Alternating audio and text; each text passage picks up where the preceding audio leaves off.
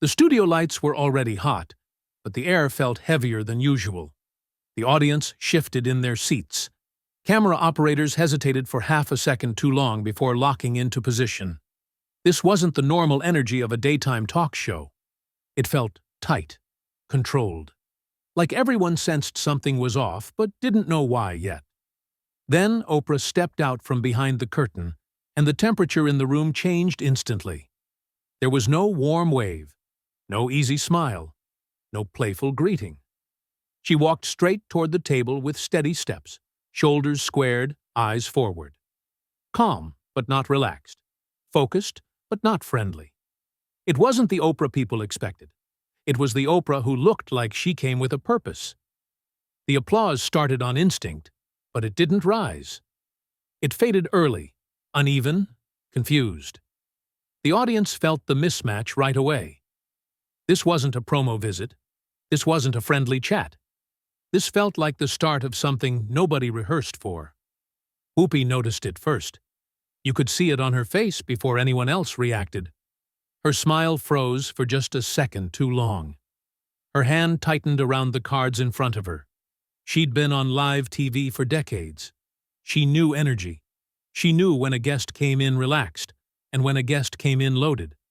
And Oprah wasn't just loaded. She was controlled. That's what made it dangerous.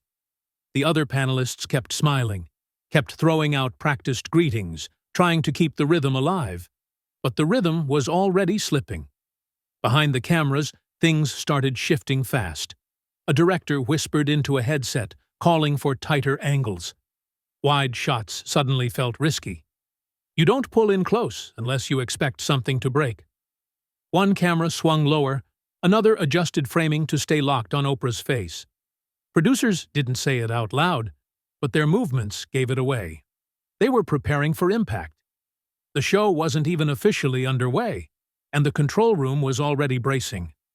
When Oprah reached the table, she didn't wait for help with her microphone. She reached up and adjusted it herself. A small move, almost invisible. But in television, that's a power move. It meant she wasn't there to be guided. She wasn't there to be managed. She was setting her own voice before anyone else could. Whoopi clocked it. So did the audience, even if they couldn't explain why it felt important.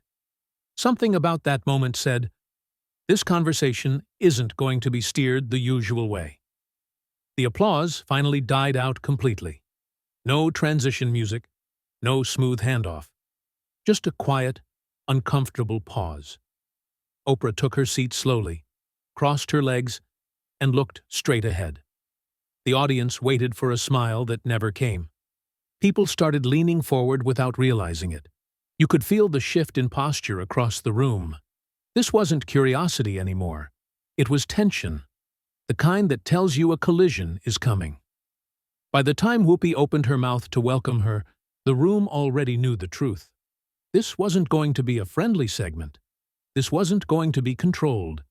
This was a confrontation walking in slow motion, and everyone in that studio could feel it building before a single real word had even been spoken. The conversation started the way it always does. Polite smiles, light jokes. Safe questions meant to keep things comfortable and moving. Whoopi leaned into her familiar hosting rhythm, framing the moment as a conversation, a dialogue, something open and friendly. Oprah answered calmly, but her responses were short, clean, almost clipped. She didn't add extra warmth. She didn't build on the small talk. Each sentence landed and stopped.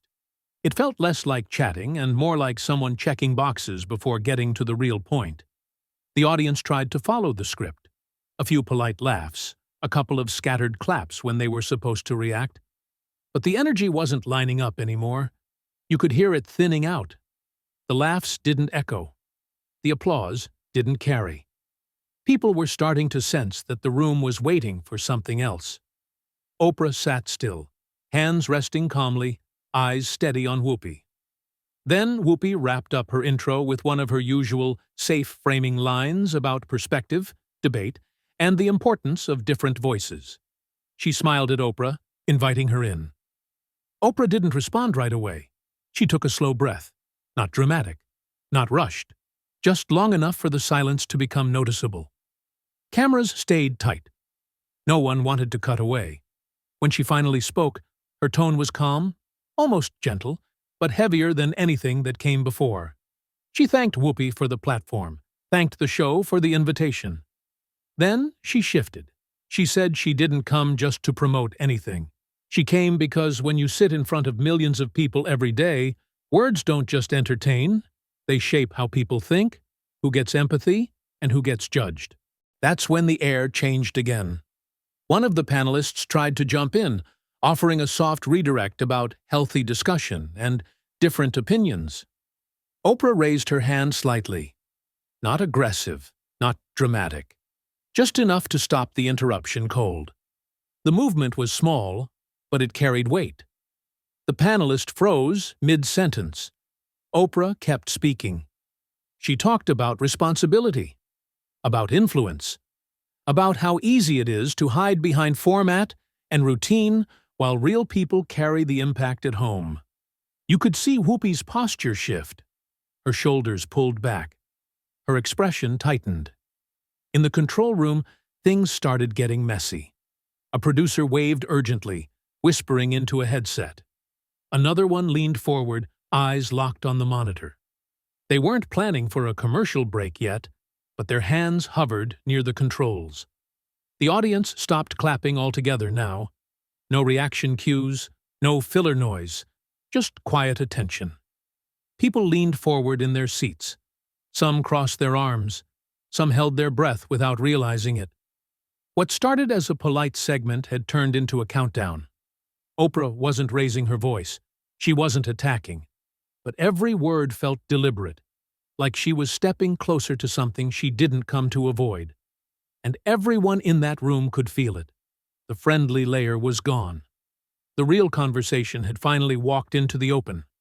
Oprah leaned forward slightly, not in an aggressive way, but enough to signal that the tone had changed.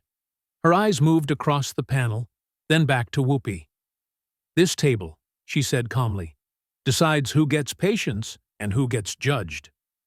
The word table didn't sound symbolic anymore. It sounded literal. The audience reacted with a low murmur, like a ripple passing through water.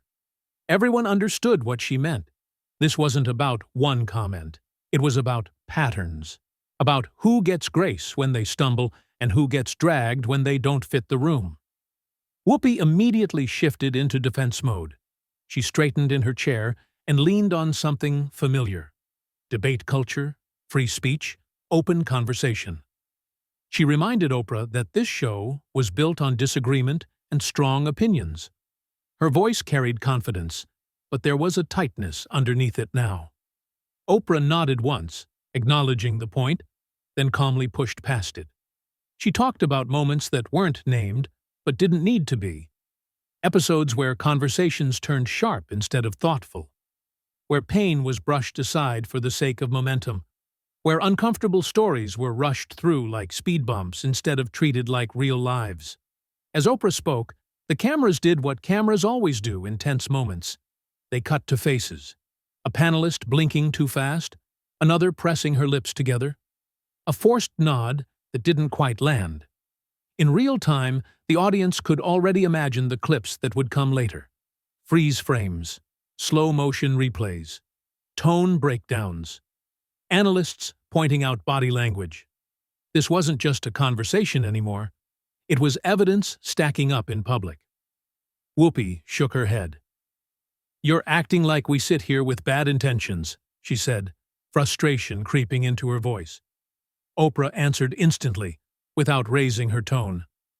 "I didn't say that," she said. "I said impact doesn't wait for intention." That line hit hard. The audience reacted for the first time in a real way. A few gasps. A burst of applause that stopped itself halfway, like people weren't sure if they were allowed to clap yet. Whoopi opened her mouth to respond, then paused. Just for a second. But that second mattered. It was the first visible crack. The energy shifted. Oprah wasn't circling the issue anymore. She was standing on it. And the room felt it. Whoopi leaned forward now, elbows closer to the table, voice sharper. "So what is this?" she asked. "You came here to lecture us? To tell us how to do our jobs?" The question hung in the air like a challenge. Oprah didn't blink. "Silence would have been easier," she said evenly. "I chose not easy." The audience went quiet again. That wasn't a line meant to win applause. It was meant to draw a line. Then Oprah asked the question that changed everything. "If you teach millions of people every day," she said, looking directly at Whoopi, "who holds you accountable?" You could feel the shift instantly. Whoopi tried to answer with authority, with experience, with seniority. She talked about decades in television, about surviving criticism, about learning on the job. Oprah let her finish. Then she dismantled it calmly. "Experience doesn't cancel impact," she said, "and seniority doesn't protect you from responsibility." The audience reacted louder this time. Not cheering, not booing, just raw noise, shock, recognition, tension spilling out of bodies that had been holding it in. Whoopi's face tightened. She tried to reclaim control, raising her voice slightly.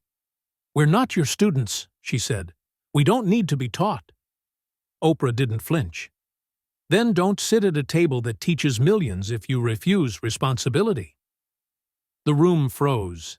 Even the panelists stopped moving.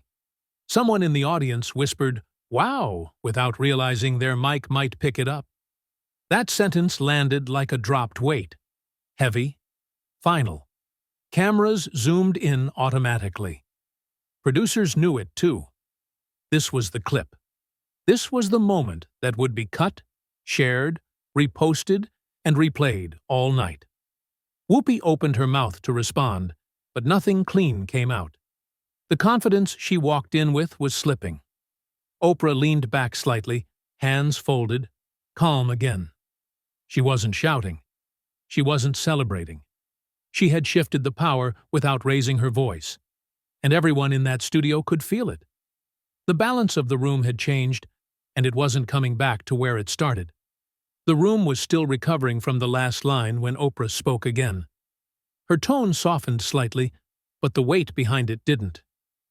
"And today," she said, looking straight at Whoopi, "I brought a voice with me." The studio froze, not in a dramatic, scripted way. In a real, uncomfortable silence. No applause, no murmurs.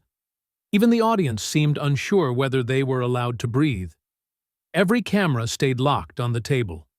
Producers stopped waving. Everyone waited to see who was about to walk out. But Oprah didn't signal anyone. She didn't look toward the stage entrance. Instead, she stayed right where she was. Calm, still, letting the tension stretch. Then she explained. She said the voice wasn't a person sitting backstage. It was the people watching at home.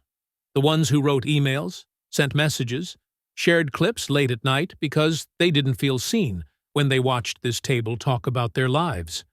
She described patterns, not names, not dates, just experiences that sounded painfully familiar. She talked about viewers who felt dismissed when their pain didn't fit the day's narrative. About people who felt talked over instead of listened to.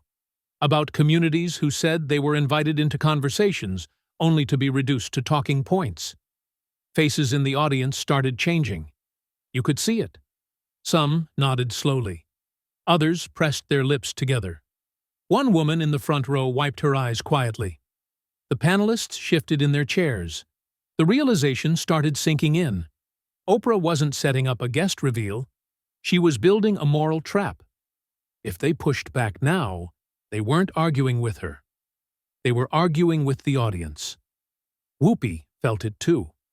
Her posture changed. She stopped leaning forward aggressively and started sitting more rigidly, like someone bracing for impact. Her eyes darted briefly to the other panelists, then back to Oprah. The confidence she had earlier was thinning. You could see the calculation happening. How do you defend yourself without looking like you're dismissing people's real experiences? The pressure kept building, and Oprah didn't rush it. She let it sit. That's when Whoopi snapped. Not explosively at first, just enough for the edge to show.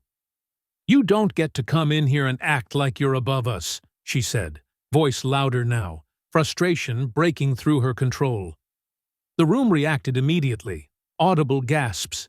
Someone in the audience sucked in air sharply. Oprah didn't raise her voice. She leaned back slightly and answered calmly. "I don't sit above you," she said. "I sit with the audience." Whoopi shook her head, visibly upset. Her voice cracked just a little when she tried to respond. She reached for her microphone and adjusted it, hands shaking more than she probably wanted anyone to notice. The small movement made everything feel more real, less performative, more raw. "This is supposed to be a conversation," she said, "not a public takedown."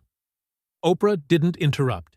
She waited until Whoopi finished, then spoke slowly, deliberately. "They call it moving on," Oprah said. "They call it being talked over." The words hit harder than shouting ever could. The audience reacted loudly now. Gasps, low murmurs, a few claps that rose and fell quickly, like people weren't sure how to release what they were feeling. Whoopi opened her mouth to fire back, but the words didn't come clean. She tried again, then stopped. Her face tightened. The rhythm she normally controlled was gone. For the first time, Whoopi didn't have a sharp comeback ready. The room felt unbalanced. Oprah sat still, composed, eyes steady. She wasn't pressing anymore. She didn't need to. The shift had already happened. The power wasn't in who spoke louder. It was in who the room was listening to now. And it wasn't Whoopi. No one spoke. Not Oprah. Not Whoopi. Not the panel. The silence stretched long enough to stop feeling awkward and start feeling heavy. The kind of silence that fills your chest and makes you aware of your own breathing. The cameras slowly pulled back, widening the shot, not to escape the tension, but to show it. 5 women sitting at a table, frozen. No applause cue, no transition music, just the quiet hum of studio lights and the low mechanical buzz of cameras still rolling. Inside the control room, everything stalled. Producers stopped signaling. No one counted down to commercial. A director hovered over the switcher, unsure whether cutting away would make things worse. You could almost feel the hesitation traveling through the building. This wasn't a technical problem. This was a human one. They were watching the power dynamic shift in real time, and nobody wanted to be the person who interrupted it. Out in the audience, phones started rising quietly. Not all at once. One screen, then another. Then a row of glowing rectangles recording what they knew would become history online. People weren't cheering. They weren't booing. They were documenting, capturing the moment when the room stopped performing and started revealing itself. A woman in the front row whispered, "This is unreal." Barely loud enough to hear, but loud enough to be felt. At the table, the hosts barely moved. Hands rested stiffly near coffee mugs. Note cards lay untouched. One panelist stared down at the desk like it might offer instructions. Another blinked slowly, fighting emotion. Whoopi sat still, jaw tight, eyes unfocused for a second longer than normal. It looked less like composure and more like someone recalibrating after losing balance. Oprah didn't move either. She didn't smile. She didn't lean forward to press the advantage. She didn't need to. She had already shifted the room without raising her voice. That was the verdict. Not delivered with shouting. Not sealed with applause. Just silence. Heavy, public, unavoidable silence. And everyone watching could feel it. Power didn't come from volume. It came from control. The moment the show cut away, the internet lit up. Clips hit social media before the studio lights even cooled down. Short videos, raw uploads, phone recordings from the audience. Within minutes, Oprah's calm stare and Whoopi's hesitation were everywhere. Hashtags started climbing fast. Some praising Oprah for saying what others were afraid to. Others defending the panel, calling it unfair or staged. The divide spread instantly. News outlets rushed to frame it. Headlines split into 2 camps. One side called it a reckoning. The other called it an ambush. Talk shows replayed the same 10 seconds over and over. Commentators froze frames and circled body language. Psychologists were invited on air to explain why Oprah's calm delivery hit harder than shouting ever could.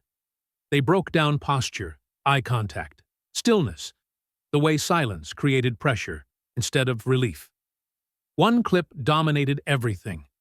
The freeze frame of Whoopi pausing mid-response, mouth slightly open, eyes searching. That half-second moment became a symbol. It looped endlessly across feeds. TikTok accounts chopped the confrontation into 15-second segments. Oprah's lines turned into captions. Silence was easier. Who holds you accountable? They call it being talked over. Each loop pulled in millions of views. The algorithm didn't just share it, it amplified it. By morning, the confrontation wasn't just trending, it was unavoidable. It showed up in group chats, morning radio shows, office conversations. People argued about it over coffee. Some said it went too far. Others said it didn't go far enough, but no one ignored it. That was the real aftershock. A daytime talk show moment had turned into a national conversation about power, accountability, and who really controls the microphone. What happened in that studio didn't stay in that studio. It escaped. And once it did, there was no putting it back. When the cameras finally cut, the lights stayed on, but the energy didn't bounce back the way it usually does. There was no nervous laughter, no quick jokes to break the tension. The audience filed out slowly, quieter than normal, like people leaving a courtroom instead of a talk show. At the table, the panelists didn't move right away. They sat there in silence, hands folded, eyes fixed on the desk or the empty seats across from them. Whoopi didn't speak. She stared forward for a long moment, then looked down at the table as if replaying the last 10 minutes in her head. One panelist reached for her water and took a small sip, hands still shaking slightly. Another leaned back in her chair and closed her eyes for a second, exhaling hard. This wasn't relief. This was fallout, the kind that doesn't explode loudly, but settles deep in the room. Oprah stood up slowly and gathered her things. No victory smile, no dramatic exit, just calm, steady movements. Before she walked away, she turned back to the table. Not to Whoopi alone, to all of them. Her voice was quiet, almost gentle. "What happens next," she said, "is yours." Then she left the set. No one answered. No one chased her. The words hung in the air after she was gone. That was the hardest part. There was no argument left to fight, no performance to hide behind, just a choice sitting in the middle of the room. Change or stay the same and own what comes with it. By the next morning, people were still arguing about what they saw. Some said Oprah went too far. Others said she finally said what needed to be said. But one thing was clear. She didn't expose secret documents. She didn't drop hidden recordings. She didn't bring receipts. What she exposed was something deeper. Control. Who gets to speak without being questioned? Who gets protected by the format? Who gets to move on while others stay stuck with the impact? She didn't win by overpowering the panel. She won by changing the room, by forcing the conversation to slow down, by refusing to let noise replace accountability. The real shift wasn't on camera. It was in how people talked about it afterward. How viewers started asking harder questions. How silence suddenly felt louder than shouting. That's why the moment lasted. Not because it was dramatic, but because it was uncomfortable in a way that stuck. It didn't hand the audience easy answers. It made them sit with the tension. And that's where real power lives. She didn't silence them with volume. She silenced them by forcing the room to listen. If you watched this moment and felt something shift, drop your thoughts in the comments. Was this accountability, or was it confrontation? And if you want more stories that pull you inside the room when power changes hands, make sure to subscribe. Because some moments aren't meant to fade quietly. And this one didn't.